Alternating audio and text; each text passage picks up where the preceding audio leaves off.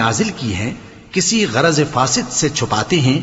باوجود کہ ہم نے ان کو لوگوں کے سمجھانے کے لیے اپنی کتاب میں کھول کھول کر بیان کر دیا ہے۔ ایسوں پر اللہ اور تمام لعنت کرنے والے لعنت کرتے ہیں۔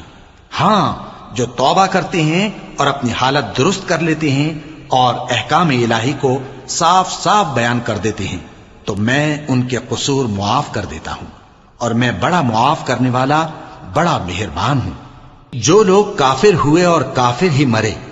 ایسوں پر اللہ کی اور فرشتوں کی اور انسانوں کی سب کی لعنت، وہ ہمیشہ اسی لعنت میں گرفتار رہیں گے۔ ان سے نہ تو عذاب ہلکا ہی کیا جائے گا اور نہ انہیں کچھ مہلت ملے گی۔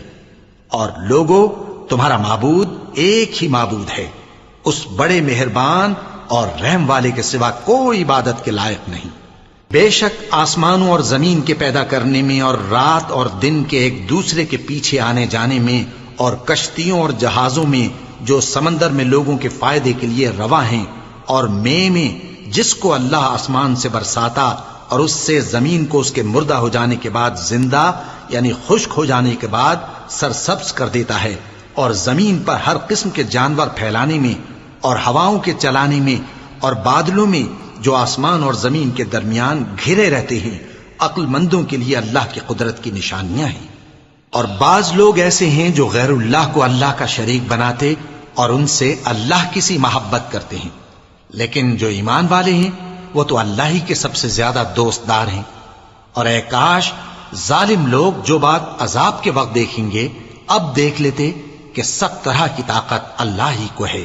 اور یہ کہ اللہ سخت عذاب کرنے والا ہے۔ اس دن کفر کے پیشوا اپنے پیروں سے بیزاری ظاہر کریں گے اور دونوں عذاب الہی دیکھ لیں گے اور ان کے آپس کے تعلقات منقطع ہو جائیں گے۔ یہ حال دیکھ کر پیروی کرنے والے حسرت سے کہیں گے کہ اے کاش ہمیں پھر دنیا میں جانا نصیب ہو، تاکہ جس طرح یہ ہم سے بیزار ہو رہے ہیں اسی طرح ہم بھی ان سے بیزار ہوں۔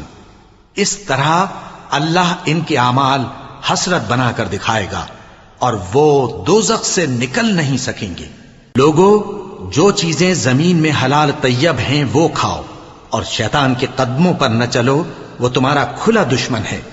وہ تو تم کو برائی اور بے حیائی ہی کے کام کرنے کو کہتا ہے، اور یہ بھی کہ اللہ کی نسبت ایسی باتیں کہو جن کا تمہیں کچھ بھی علم نہیں۔